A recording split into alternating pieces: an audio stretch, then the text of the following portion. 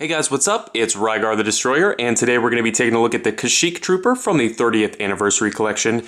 Now, this figure is absolutely fantastic, but before we take a closer look at it, let's go ahead and take a look at his packaging. So here it is, pretty standard for what we saw out of the 30th Anniversary Collection. Really cool image of the Kashyyyk Trooper up here in the corner, and then whenever you flip it around onto the back, there is just a ton of stuff back here. There's an image of the figure, as well as an image from the movie. All of the other figures that were released during this wave, as well as some super secret ones. And then up here in the corner, it's also got a description of the figure.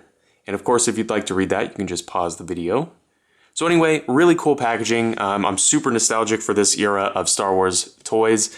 But anyway, let's go ahead and get back to the figure itself here. Now, the Kashyyyk Trooper stands at about 3.5 inches tall. So it's kind of short for a Star Wars figure, and especially Clone Trooper.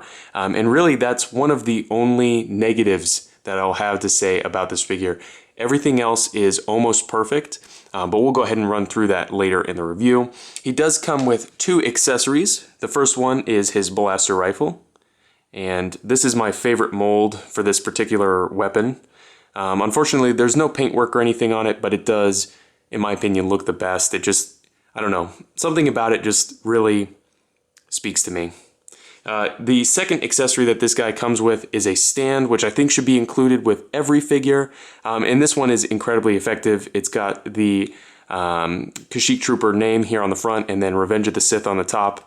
Other than that, it's just super basic. They didn't go crazy on it, which I appreciate. They didn't have to. So as far as the figure itself and its articulation, honestly, for the time, and for a long time, this was my best articulated figure that I owned. We'll go ahead and run through it here. In his head, he's got a ball peg with a really nice range of motion. And while we're here, we'll talk about a feature.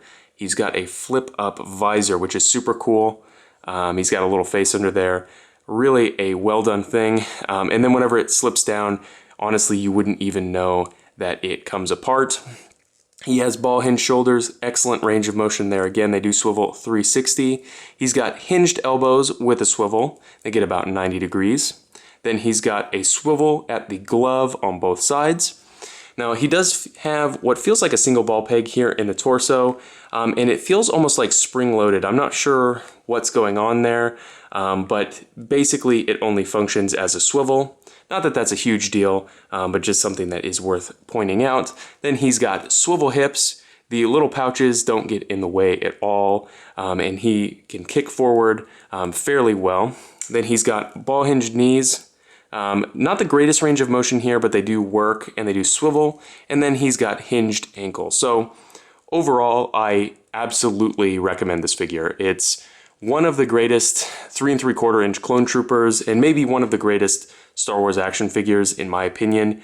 It's one that I'm super nostalgic for, and frankly, aside from him being just, a little bit shorter than your average Clone Trooper, there's absolutely nothing wrong with this figure. It holds up so well, even though it's well over a decade old at this point, so I 100% recommend picking this figure up. So if you have any comments or questions, hit me up on my social media. Link will be down in the description below, and I guess I'll see you later.